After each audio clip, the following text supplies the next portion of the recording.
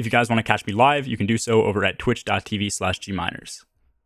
Yo, what's going on, guys? It's Gminers here. Solar 3.0 has been getting a little bit of hate for not quite being as strong as Void 3.0, and one of the biggest reasons for that is because we don't have access to something like Volatile rounds, which just used to rip through everything.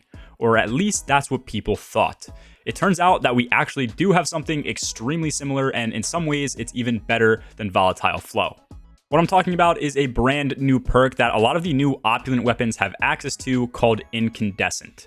The main function of this perk is that it spreads Scorch to nearby targets after each kill. So not only is this thing very similar to Volatile rounds, it's actually better because it's permanent, it's not timed, and it doesn't require a fragment to use.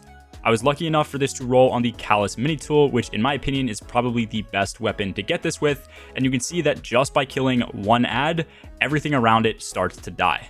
Right now, I am ticking enemies for 554 damage, which is about a sixth of a red bar's health in this lost sector, but if I add the fragment Ember of Ashes to my subclass, by default we are putting more stacks on enemies, so this now ticks for 676, so that's roughly a 22% increase. And then we can also give ourselves the Radiant buff. While Radiant, this now ticks for a total of 844 damage per tick, which is almost an entire quarter of the Dreg's health. This comes out to a 25% increase in total damage, and it also applies to our weapons' direct impacts as well. The way that Scorch stacks work is that if we get enough of these stacked up on an enemy, they are going to ignite and then deal extra damage to ads around them and themselves. It doesn't say this anywhere in the subclass trees to my knowledge, but every kill on a scorched enemy also just causes an ignition. So by spraying down one ad, not only do we spread Scorch, which burns enemies over time, but they also take a huge chunk of damage from the ignition. This is almost exactly identical to Volatile Flow, except now we also get burn damage that is applied to enemies.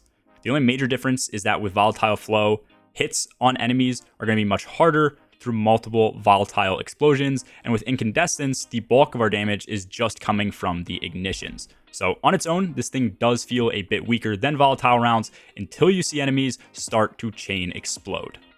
There are also two seasonal mods which I don't have access to yet, but I think they could take this perk to the next level, and there's also another fragment that will come in the future that could also be huge. First is going to be the mod Rays of Precision. This will cause every precision final blow to cause enemies to ignite. I'm not sure if this is going to add to other ignitions and perks like Firefly, but if it does and we land a crit kill, 2 explosions are going to go off, which will double this thing's damage potential to large groups. The second mod is Solar Fulmination. This one will definitely make the combination better. With this, every ignition that comes from us is going to deal more damage and have an increased area of effect. There is also a fragment that also increases AoE, so again, not sure if this is going to add to each other or not. And then lastly, assuming you can get Radiant through a teammate or even your own abilities, eventually the fragment Ember of Empyrean will allow us to reset this buff and keep it up at all times. So we will always be ticking for the highest value without using any other buffs or debuffs. And in general, the weapon that we are running Incandescent on, along with any other weapon, is going to hit much harder. Using this perk makes a huge difference in Solar 3.0 builds and is going to be something I continue to use with everything. I figured most people were not aware that this perk even existed or how strong it really is. Let me know your thoughts on it and if you're going to craft this weapon or shoot for a drop.